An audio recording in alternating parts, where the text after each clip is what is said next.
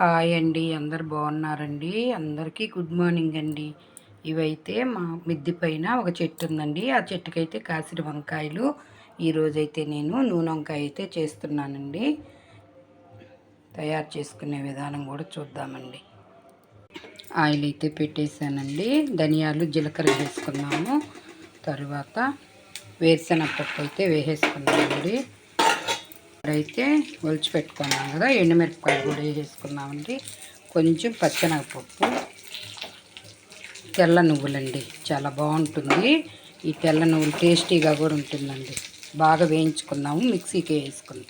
మినప్పప్పు కూడా కొంచెం వేసుకున్నామండి, ఒక సగం స్పూన్ అండి. పోయిందండి. 4 జీడిపప్పులు కూడా వేసుకొని ఎర్రగడ్డ తెల్లగడ్డ కూడా వేసి మిక్సీ పట్టుకుందామండి. పసుపుగడ్డ తెల్లగడ్డ వంకాయ రెడీ అయిపోయిందండి. మరి ఉంటానండి. బాయ్ అండి.